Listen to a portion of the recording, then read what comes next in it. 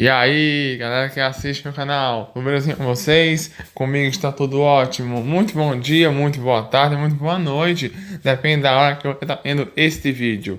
Lembra que alguns dias atrás eu fiz um vídeo do top 7 dos Cavaleiros do Zodíaco?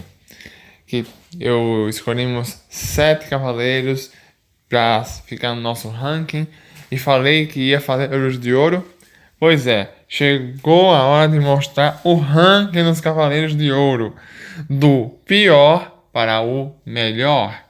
Pois é, nós sabemos que os signos são Áries, Touro, Gêmeos, Câncer, Leão, Virgem, Libra, Escorpião, Sagitário, Capricórnio, Aquário e Peixes. Mas não está nessa ordem, porque eu fiz o ranking do pior para o melhor. Esse ranking não foi feito por mim, foi feito por um site, mas eu concordo com esse ranking. Então, também é a minha opinião, tá bom? Vamos começar. O nosso 12º Cavaleiro de Ouro, o nosso considerado o pior Cavaleiro de Ouro, né, que fica em último lugar na nossa lista, o Del Máscara da Morte de Câncer. Ele talvez seja a única unanimidade gratuita na lista, derrotado por Shiryu em um duelo memorável.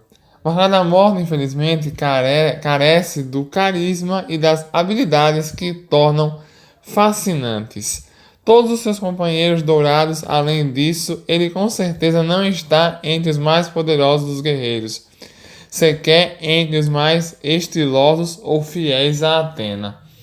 Máscara da Morte sabia que o mestre era malvado e mesmo assim apoiava ele, né? Então é mais do que provável que ele fique em último lugar, né? Outro cavaleiro que também sabia que o mestre era malvado e acha que poder era justiça é o nosso 11º colocado, que é o Afrodite de Peixes.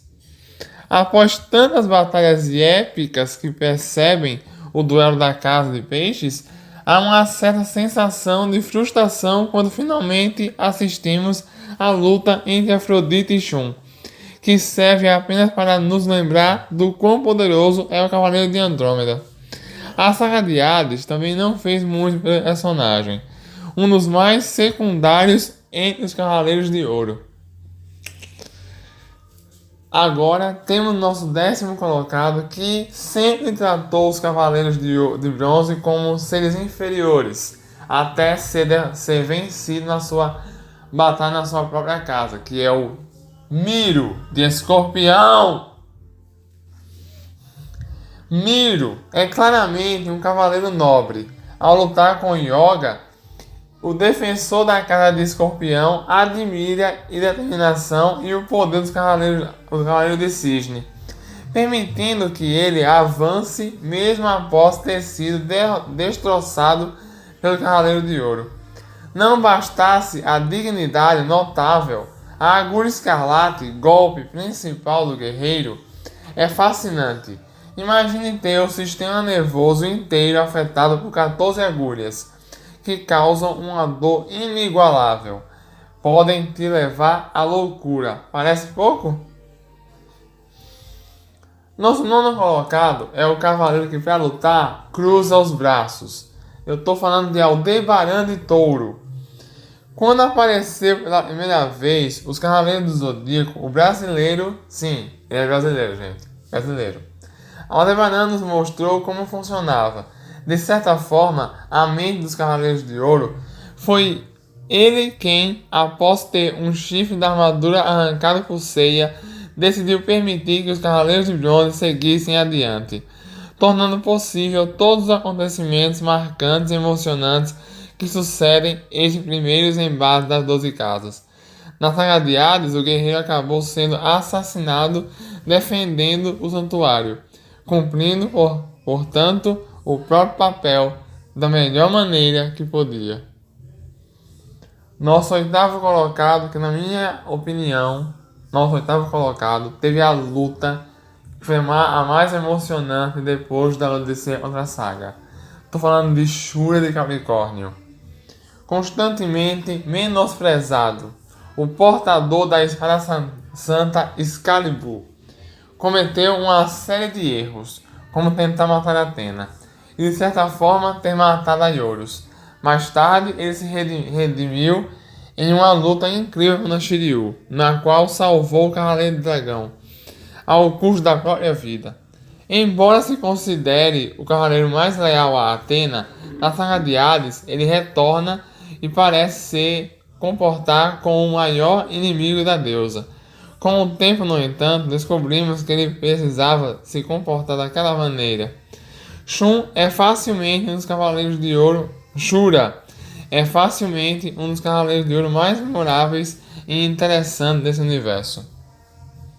Agora nosso carneiro dourado, que é pacífico, mas mostrou na raça de Hades um poder incrível. Mu de Ares é nosso sétimo colocado. Se não fosse pelos reparos que Mu fez na Nadadores de Bronze, talvez os cavaleiros não tivessem chance alguma contra os demais cavaleiros de ouro. Demora muito até que o próprio cavaleiro de Ares seja visto em ação, mas quando isso acontece na saga de Hades, a sensação de satisfação é o sorriso estampado no rosto dos tão inevitáveis. Mu não apenas parece ser o mais inteligente entre os Cavaleiros de Ouro, como é um dos mais amados pelos fãs. Nosso sexto colocado desenvolveu sozinho o pó de diamante. Camus de Aquário é o nosso sexto colocado. Quem é Sub-Zero perto do Camus? O mestre do mestre de Yoga. É tranquilamente um dos mais poderosos Cavaleiros de Ouro. O que fica claro, tanto durante a saga do Santuário, quanto durante os primeiros episódios da saga de Hades, não fosse pela luta contra ele e portando a disposição dele para enfrentar o Cavaleiro de Bronze de uma vez, Yoga jamais teria despertado o sétimo sentido, e nem teria participado de um dos duelos mais inesquecíveis do anime. Em quinto lugar está Aioros, o Cavaleiro de Ouro do Sagitário. Aior do Sagitário é a encarnação de dois conceitos fundamentais para a história do Cavaleiro do Zodíaco: lealdade e determinação. Mesmo gravemente ferido, o Cavaleiro de Sagitário se esforçou ao máximo para salvar o bebê Atena, do mestre do santuário. Sendo atacado por muitos de seus colegas no processo, é difícil não se emocionar com as cenas de flashback em que o guerreiro aparece, fazendo de tudo para salvar a pequena Saori Kido, ou quando a armadura dele, mesmo sem que ele a controle diretamente, interfere nos acontecimentos da saga do santuário. Só é uma pena que não o vejamos tantas vezes em ação, em exceção do que podemos conferir em Alma de Ouro. Em quarto lugar fica Aioria, o Cavaleiro de Ouro de Leão. Favorito de muitos fãs, o irmão de Aioros travou um duelo inesquecível com Seiya na Casa de Leão, o que bastou para torná-lo um dos Cavaleiros de Ouro mais memoráveis de franquias. Assim como os Cavaleiros do Sagitário, Aioria já desconfiava do mestre do santuário, mas infelizmente acaba sendo dominado pelo vilão até que Seiya o derrubasse em combate. Não bastassem a força e carisma notável desse herói, o personagem com certeza fez muitos espectadores chorarem ao se reencontrar com o irmão no mundo das lamentações durante a saga de Hades. Terceiro lugar, Doku de Libra. Aparentemente inofensivo, mestre ancião nada mais do que Doku, o Cavaleiro de Libra. Absurdamente poderoso e responsável, o mentor de Shiryu.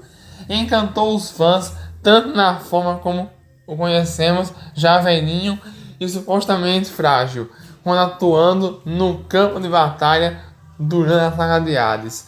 Inclusive, a revelação é que o mestre ancião conseguia lutar normalmente assumindo a sua antiga forma está entre as mais, se não for a mais marcante na história de Cavaleiro do Zodíaco.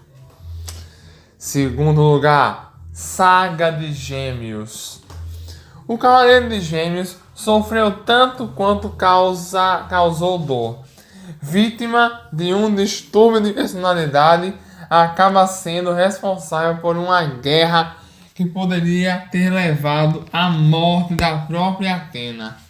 Ao se dar conta dos acontecimentos pelos quais foi responsável e arrepender-se profundamente, o grande vilão do Sagrado Santuário acaba cometendo suicídio para tentar limpar o próprio nome. Embora não apareça tantas vezes em ação, Saga é o Cavaleiro de Ouro mais importante da história, pois serve como principal e excelente antagonista na primeira saga em que é mencionado. Durante a saga de Hades, ele lidera os espectros com toda a força, agindo de maneira que ele mesmo repudia para tentar passar uma mensagem importante a Atena. E finalmente, nosso primeiro colocado é o Shaka de Virgem. O cavaleiro mais próximo a Deus, já demonstrou em mais de uma ocasião que é sim o cavaleiro de ouro mais poderoso da geração, o qual pertence. Além de ter obrigado Camus, Shura e Saga a utilizarem uma técnica proibida para que pudesse derrotá-lo, e ele fosse ao inferno para acompanhar Atena. Shaka possui habilidades que impressionam até mesmo os outros guerreiros da mesma classe que ele, além de possuir o maior cosmo dentre os cavaleiros de Atena. Vale lembrar que ele chega a bloquear o cosmo da própria Saori no anime, para que ela não interfira na luta de Ig ou da Shiva e Agora. Embora já seja imponente e marcante na saga do Santuário, em que é derrotado por Ikki, o Cavaleiro de Virgem se consagra na saga de Hades como um dos mais sábios e hábeis entre os personagens da franquia. Não fosse por ele, nem mesmo Atena teria entendido o que precisava ser feito durante a saga de Hades. Gente, esses são os 12 Cavaleiros de Ouro do pior para o melhor. Ali não foi feita por mim, mas eu concordo com a lista. Essa é a minha opinião também. Bom, eu fico por aqui e volto para a semana ou daqui a pouco. Aquele abraço e tchau!